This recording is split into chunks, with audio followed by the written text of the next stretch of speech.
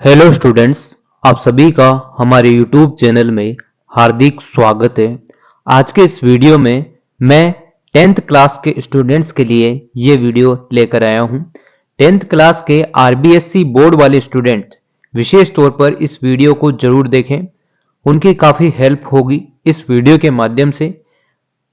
Exam के अंत time में यानी कि 1-2 दिन बाद या फिर ये मान लो कि कुछ घंटों बाद आप लोगों के एग्ज़ाम लगने वाले हैं, तो एग्ज़ाम से रिलेटेड कुछ महत्वपूर्ण बातें जो आपको विशेष तौर पर ध्यान रखनी है।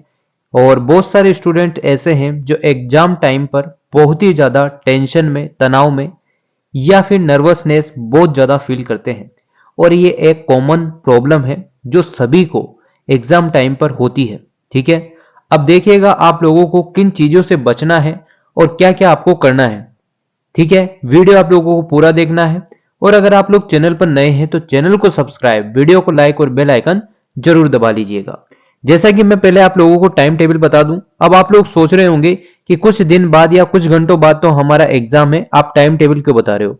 तो टाइम टेबल एक बार देख लो आप लोग कि 7 मार्च को आपका इंग्लिश का पेपर है, फिर कुछ टाइम का आपका छुट्टियां मिलेगी, फिर 12 तारीख को हिंदी का पेपर है, फिर छुट्टियां मिलेगी, फिर 16 को सामाजिक विज्ञान का पेपर है, फिर छुट्टी मिलेगी, फिर 20 मार्च को विज्ञान का पेपर है, फिर 22 मार्च को आपका जो भी पेपर है, जिस भी सब्जेक्ट से हो आप लोग, वो आपका पेपर है।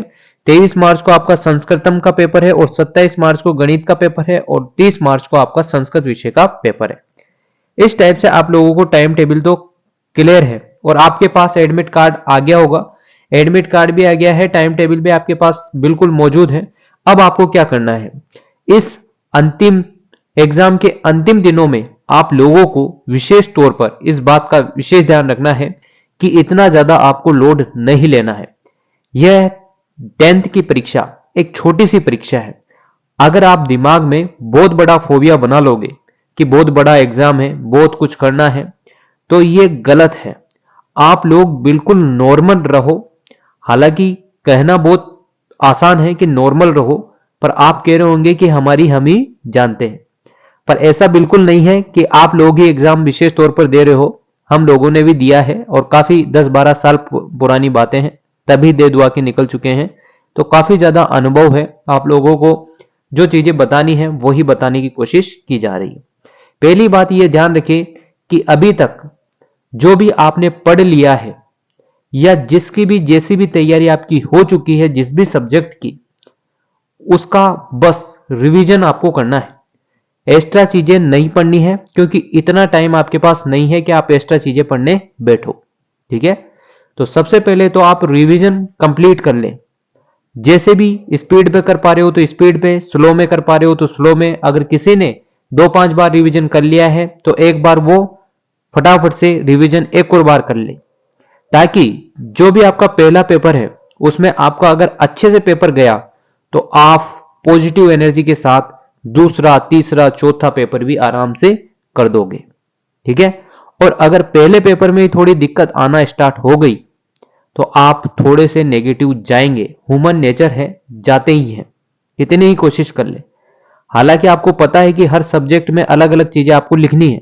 इंग्लिश के पेपर में इंग्लिश लिखनी है, हिंदी में हिंदी लिखनी है, और हो सकता है आपका साइंस फील्ड बहुत ही ज्यादा स्ट्रांग हो, मैथ आपकी कमजोर हो, तो आपको ऐसी चीजें करनी है। पर्याप्त मात्रा में आपको अवकाश यानी कि छुट्टियां मिली है, तो आप उनका सदुपयोग करें। ठीक है, हालांकि होता यही है कि एग्जाम में अगर 5 छुट्टियां मिल रही है तो बस एक ही दिन आप पढ़ पाओगे, पर जो बिल्कुल सीरियस है एग्जाम के लिए, तो बस कुछ दिन आपको पढ़ने हैं, ताकि आपकी एक एवरेज यानी कि इतनी सी परसेंटेज बन जाए कि आप लोग किसी के भी सामने परसेंटेज बताने से कतराओ। ठीक है, तो हालांकि ये परसेंटेज आपका भविष्य निर्धारित नहीं कर रही है, यह आपको 10th बोर्ड के पेपर देना है, और आपकी आत्मसंतुष्टि हो जाए, जो आपने मेहनत की है उसके हिसाब से आपको नंबर मिल जाए, तो आपके लिए बहुत ही बेस्ट है। ठीक है, दूसरी बात यह ध्यान रखना है कि एग्जाम के चक्कर में आपको ज्यादा टेंशन, तनाव नहीं लेना है। ऐसी हालत में बहुत सारे स्टूडेंट्स बीमार पड़ जाते हैं, तो वो एग्जाम देने से पहले ही घायल हो जाते हैं। ठीक, तो इस बात का विशेष ध्यान रखें, अपने स्वास्थ्य का और खान पीन का। हालांकि आप खान पीन में जो नॉर्मल खाते हो वही खाते होंगे, पर इस टाइम पर थोड़ा सा आपको अपने शरीर पर ध्यान देना होगा, क्योंकि आप इस टाइम में, बहुत सारे स्टूडेंट ऐसे हैं जो इतने दिनों से तो कुछ भी नहीं पढ़े, पर अब पढ़ना बहुत जरूरी है, तो वो 24-24 घंटे भी पढ़ देंगे। हालांकि इतना नहीं पढ़ेंगे, पर फिर भी कुछ स्टूडेंट रहेंगे जो 12 घंटे भी पढ़ देंगे। अभी के टाइम में तो कितना ही पढ़ा लो, पढ़ देंगे। ठीक है, तो ऐसा होता है। तो आपने जो नहीं पढ़ा है उन चीजों को बिल्कुल अवॉइड कर दें। जो जो आपको अच्छे से याद है, जो आपको लगता है कि एग्जाम में आने वाला है, या इससे पुराने पेपर आपने देखे होंगे, उनमें जो क्वेश्चन आपको लगता है कि ये बार बार पूछा जा रहा है, तो एक बार उन्हें अच्छे से निपटा ले। ठीक है, और इस टाइम में आपको एक्स्ट्रा चीजें पढ़ने से बचना होगा। आपको जो सिलेबस है, जितना आपको पढ़ना था पढ़ लिया, रिवीजन करना है वो कर लीजिएगा। ठीक है, बाकी 4-5 3-4 दिन की छुट्टियां दे रखी है, तो इसमें भी आप लोग आराम से 70-75% तो आराम से ला सकते हो। कॉपी आपको लिखना अच्छे से आना चाहिए। इसका मतलब यह है कि जब भी आप एग्जाम में बैठें तो पहले तो घबराना आपको नहीं है। हो सके तो थोड़ी देर के लिए आंखें बंद करके शांति से आपको माइंड को रिलैक्स करना है 1 मिनट के लिए। जैसे ही आपके हाथ में एग्जाम की कॉपी मिलती है तो नाम पता अच्छे से भरना है। उसके बाद अगर आपको एग्जाम की कॉपी के बाद पेपर मिलता है तो एक बार तो पेपर को पूरा पढ़ें। 2, 5, 15, 10 मिनट लेके पेपर को पढ़ लें अच्छे से। फिर बड़े क्वेश्चन कोशिश करें कि बड़े क्वेश्चन और जो आपको अच्छे से आ जाए वो क्वेश्चन पहले करें, और अच्छे से आप लिखें। नोटबुक में जैसे लिखते हैं उसी टाइप से लिखें, डायग्राम बनाकर। कॉफी को अच्छे से 3 घंटे या 2 घंटे या 1 घंटा जो भी आपको टाइम मिला है उसमें आपको पूरे क्वेश्चन करने हैं। ठीक है, एक भी क्वेश्चन आपको नहीं छोड़ना है, क्योंकि आपके कोई नेगेटिव मार्किंग नहीं होती है कि एक्स्ट्रा नंबर आपके कटेंगे। ठीक, तो आपको पूरे क्वेश्चन करना है और अच्छे से लिखना है। बड़े क्वेश्चन को बड़े क्वेश्चन के हिसाब से लिखें, छोटे क्वेश्चनों को छोटे क्वेश्चन के हिसाब से लिखें। ऐसा नहीं आप छोटे क्वेश्चन में ही 10-5 पेज भर रहे हो और पता चले कि आपका टाइम ही हो गया हो, तो आप ऐसे ना करें। ठीक है, इन बातों का विशेष ध्यान रखें।